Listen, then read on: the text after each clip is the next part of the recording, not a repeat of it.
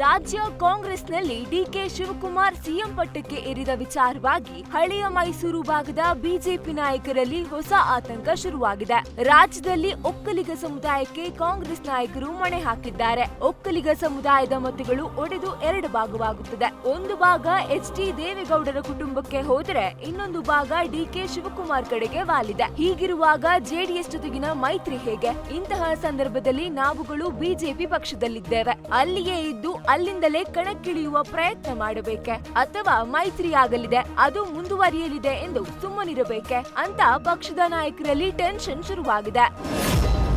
Bidadi township ವಿಚಾರವಾಗಿ ರಾಜ್ಯ ಸರ್ಕಾರದ ವಿರುದ್ಧ ಮಾಗಡಿಯ ಬಿಜೆಪಿ ಮಂಡಳ ಅಧ್ಯಕ್ಷ ಪ್ರಸಾದ್ ಗೌಡ ಕಿಡಿಕಾರಿದ್ದಾರೆ. ಡಿಕೆಶಿ ಅವರು ಹಠದಿಂದ ರೈತರನ್ನ ಬೀದಿಯಲ್ಲಿ ಕೂರಿಸಿದ್ದಾರೆ. ಡಿಕೆ ಶಿವಕುಮಾರ್ ಕನಿಕರ ಕರುಣೆ ಇಲ್ಲ, ರಾಜನಾಗಿ ಪ್ರಜೆಗಳ ಸುಖ ಬಯಸಬೇಕು. ಆದ್ರೆ ಡಿಕೆಶಿ ಹಠ ಸಾಧಿಸಬೇಕೆಂದು ರೈತರನ್ನ ಒಕ್ಕಲೆಬ್ಬಿಸಲು ಹೊರಟಿದ್ದಾರೆ ಅಂತ ಗುಡುಗಿದ್ದಾರೆ. ರಾಮನಗರದ ಶಾಸಕ ಇಕ್ಬಾಲ್ ಹುಸೇನ್ರಿಗೆ ಹೃದಯಾಘಾತವಾಗಿದೆ. ಬೆಂಗಳೂರಿನ ಆಸ್ಪತ್ರೆಗೆ ದಾಖಲಿಸಿ ಚಿಕಿತ್ಸೆ ನೀಡಲಾಗುತ್ತಿದೆ. ಡಿಕೆ ಶಿವಕುಮಾರ್ ಅತ್ಯಾಪ್ತರು ಆಗಿದ್ದು ಭೇಟಿ ನೀಡಿ ಆರೋಗ್ಯ ವಿಚಾರಿಸಿದರು. ಆಸ್ಪತ್ರೆ ಸುತ್ತ ಬಿಗಿ ಬಂದೋಬಸ್ತ್ ಮಾಡಲಾಗಿದೆ.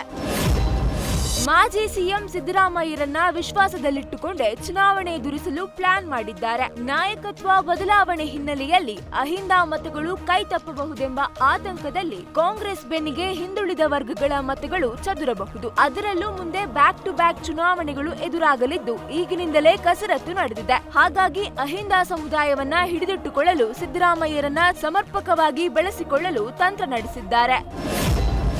ಜಮೀರ್ ಅಹಮದ್ಗೆ ಸಚಿವ ಸ್ಥಾನ ಕೊಡಿ ಅಂತ ಹೇಳಿದ್ದೇನೆಂದು ಬೆಂಗಳೂರಲ್ಲಿ ಸಚಿವ ಸತೀಶ್ ಜಾರಕಿಹೊಳಿ ಹೇಳಿದ್ದಾರೆ. ಸಿಎಂ ಡಿಕೆ ಶಿವಕುಮಾರನ್ನ ಭೇಟಿ ಮಾಡಿದಾಗ ನನ್ನ ಅಭಿಪ್ರಾಯ ಹೇಳಿದ್ದೇನೆ. ಮುಸ್ಲಿಂ ಸಮುದಾಯವೇ ನಮಗೆ ಹೆಚ್ಚು ಮತ ಹಾಕುವುದು. ಹೀಗಾಗಿ ಜಮೀರ್ ಹಾಗೂ ಮತ್ತೊಬ್ಬರಿಗೆ ಅವಕಾಶ ನೀಡಿ ಎಂದು ಹೇಳಿದ್ದೇನೆ. ಈ ಹಿಂದೆ ಇಬ್ಬರಿಗೆ ಕೊಟ್ಟಿದ್ರು, ಈಗ ಮೂವರಿಗೆ ಕೊಡಿ ಅಂತ ಹೇಳಿದ್ದೇನೆ ಅಂತ ಸತೀಶ್ ಜಾರಕಿಹೊಳಿ ಹೇಳಿದ್ರು.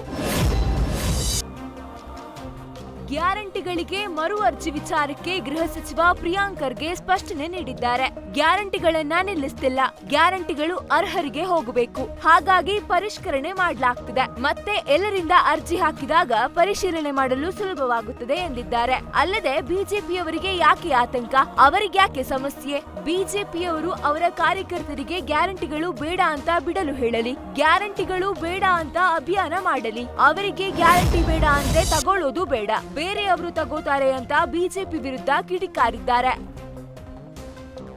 ಧರ್ಮಸ್ಥಳ ಬುರುಡೆ ಕೇಸ್ನ ಮಧ್ಯಂತರ ವರದಿ ಬಹಿರಂಗಕ್ಕೆ ಒತ್ತಾಯಿಸಿದ ವಿಚಾರಕ್ಕೆ ಸಂಬಂಧಿಸಿದಂತೆ ಗೃಹ ಸಚಿವ ಪ್ರಿಯಾಂಕ್ ಖರ್ಗೆ ಬಿಜೆಪಿ ವಿರುದ್ಧ ಕಿಡಿಕಾರಿದ್ದಾರೆ. ಮಧ್ಯಂತರ ವರದಿ ಯಾರಿಗೆ ಬಹಿರಂಗಪಡಿಸಬೇಕು, ಬಿಜೆಪಿಯವರಿಗೆ ಬಹಿರಂಗ ಮಾಡಬೇಕಾ ಎಂದು ಪ್ರಶ್ನಿಸಿದ್ದಾರೆ. ಅವರಿಗೆ ಕಾಮನ್ ಸೆನ್ಸ್ ಇದೆಯಾ? ಎನ್ಐಟಿ ವಿಚಾರಣೆ ಕೋರ್ಟ್ನಲ್ಲಿದೆ, ನಾವು ಕೋರ್ಟ್ಗೆ ವರದಿ ಸಲ್ಲಿಕೆ ಮಾಡ್ತೇವೆ. ಕೋರ್ಟ್ ಏನ್ ಹೇಳುತ್ತೋ ಅದರಂತೆ ನಡೆದುಕೊಳ್ತೇವೆ. ಬಿಜೆಪಿ ಹೇಳಿದ ಹಾಗೆ ನಾವು ನಡೆದುಕೊಳ್ಳೋದಿಕ್ಕೆ ಆಗುವುದಿಲ್ಲ ಎಂದಿದ್ದಾರೆ. ಕೇಂದ್ರ ಸಚಿವ ಎಚ್.ಡಿ. ಕುಮಾರಸ್ವಾಮಿ ಅಯ್ಯಪ್ಪ ಸ್ವಾಮಿಯ ಮಾಲೆ ಧರಿಸಿ ಶಬರಿಮಲೆ ಯಾತ್ರೆ ಕೈಗೊಂಡಿದ್ದಾರೆ. ಕೊಚ್ಚಿಯ ಸುಬ್ರಹ್ಮಣ್ಯ ದೇವಸ್ಥಾನದಲ್ಲಿ ಧಾರ್ಮಿಕ ವಿಧಿವಿಧಾನಗಳ ಮೂಲಕ ಎಚ್.ಡಿ.ಗೆ ಮಾಲೆ ಧರಿಸಿ ಶಬರಿಮಲೆ ಯಾತ್ರೆ ಕೈಗೊಂಡ್ರು. ಇಂದು ಶಬರಿಮಲೆಯಲ್ಲಿ ಅಯ್ಯಪ್ಪ ಸ್ವಾಮಿ ದರ್ಶನ ಪಡೆಯಲಿರುವ ಎಚ್.ಡಿ. ಕುಮಾರಸ್ವಾಮಿ ಅವರೊಂದಿಗೆ ಜೆಡಿಎಸ್ ಮುಖಂಡರು ಭಾಗಿಯಾಗಿದ್ದಾರೆ. ಧಾರ್ಮಿಕ ಕ್ಷೇತ್ರ ಧರ್ಮಸ್ಥಳದ ವಿರುದ್ಧ ಷಡ್ಯಂತರ ಆರೋಪಕ್ಕೆ ಮಂಡ್ಯದಲ್ಲಿ ಪ್ರಕಾಶ್ ರೈ ವಿರುದ್ಧ ಪ್ರತಿಭಟನೆ ಮಾಡಿದ್ದಾರೆ. ಬಿಜೆಪಿ ಮುಖಂಡ ಸಿಟಿ ಮಂಜುನಾಥ್ ನೇತೃತ್ವದಲ್ಲಿ ಪ್ರಕಾಶ್ ರೈ ಹಾಗೂ ಪ್ರೊಫೆಸರ್ ಭಗವಾನ್ ವಿರುದ್ಧ ಘೋಷಣೆ ಕೂಗಿ ಬಹುಭಾಷಾ ನಟ ಪ್ರಕಾಶ್ ರೈ ಬಂಧನಕ್ಕೆ ಆಗ್ರಹಿಸಿದ್ದಾರೆ. ಧರ್ಮಸ್ಥಳದ ವಿರುದ್ಧ ಸಂಚು ರೂಪಿಸಲು ಪ್ರಕಾಶ್ ರಾಜ್ಗೆ ಕೇರಳ ಮೂಲದಿಂದ 200 ಕೋಟಿ ರೂಪಾಯಿ ಹಣ ಹರಿದು ಬಂದಿದೆ. 200 ಕೋಟಿ ಷಡ್ಯಂತರದ ಬಗ್ಗೆ ಬುರುಡೆ ಚೆನ್ನಯ್ಯ ಬಹಿರಂಗಪಡಿಸಿದ್ದಾರೆ. ವೀರೇಂದ್ರ ಹೆಗ್ಗಡೆ ಜೈಲಿಗೆ ಕಳುಹಿಸಲು ಪಿತೂರಿ ಆಗ್ತಿದೆ. ಸಮಗ್ರ ತನಿಖೆ ಮಾಡಿ ಕಿಡಿಗೇಡಿಗಳಿಗೆ ತಕ್ಕ ಶಿಕ್ಷೆ ಕೊಡಬೇಕು ಎಂದು ಆಗ್ರಹಿಸಿದ್ದಾರೆ. ಶ್ರೀರಾಮನ ಬಗ್ಗೆ ಅವಹೇಳನಕಾರಿ ಹೇಳಿಕೆ ನೀಡಿದ ಪ್ರೊಫೆಸರ್ ಕೆಎಸ್ ಭಗವಾನ್ ವಿರುದ್ಧ ದಾವಣಗೆರೆಯ ಹರಿಹರ ಗ್ರಾಮಾಂತರ ಠಾಣೆಯಲ್ಲಿ ಎಫ್ಐಆರ್ ದಾಖಲಾಗಿದೆ. ಜೂನ್ 9ರಂದು ಮೈತ್ರಿವನದಲ್ಲಿ ನಡೆದ ಅಂಬೇಡ್ಕರ್ ಹಬ್ಬ ಕಾರ್ಯಕ್ರಮದಲ್ಲಿ ಕೆಎಸ್ ಭಗವಾನ್ ಶ್ರೀರಾಮ ದಶರಥನ ಮಗನಲ್ಲ ಎಂಬ ಹೇಳಿಕೆ ಹಾಗೂ ಹಿಂದೂ ಧರ್ಮ ಹಾಗೂ ಧಾರ್ಮಿಕ ಗ್ರಂಥಗಳಿಗೆ ಸಂಬಂಧಿಸಿದಂತೆ ಅವಹೇಳನಕಾರಿ ಹೇಳಿಕೆ ನೀಡಿದ್ರು. ಇದು ಸಮಾಜದಲ್ಲಿ ಅಶಾಂತಿ ಹಾಗೂ ಸಮುದಾಯಗಳ ನಡುವೆ ವೈಮನಸ್ಸು ಉಂಟು ಮಾಡುವ ಉದ್ದೇಶ ಹೊಂದಿದೆ ಎಂದು ದೂರಿನಲ್ಲಿ ಉಲ್ಲೇಖಿಸಲಾಗಿದೆ.